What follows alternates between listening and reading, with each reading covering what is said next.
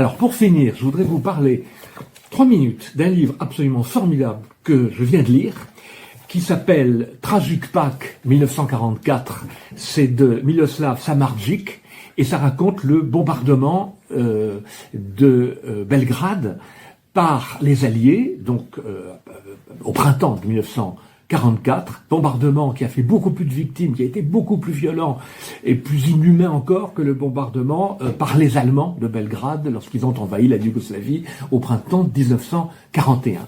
Et ce qu'on apprend dans ce livre, c'est que, ce que j'ai appris en tout cas moi, ce que j'ignorais, c'est que c'est Tito qui avait indiqué aux Alliés Belgrade comme cible, alors que le général Mihailović avait expliqué aux Alliés qu'il y avait d'autres cibles prioritaires qui étaient des cibles allemandes. Or, à Belgrade, il y avait essentiellement des partisans du général Mihailović.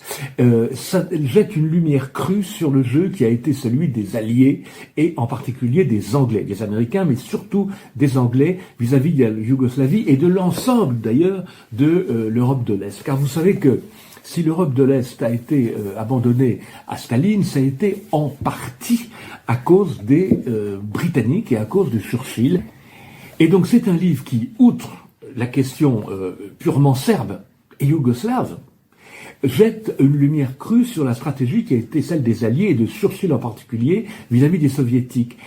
Churchill était prêt à tout lâcher, et d'ailleurs il l'a fait aux Soviétiques pour garder le contrôle sur la Grèce, parce que la Grèce était pour les Anglais la façade sur la Méditerranée orientale.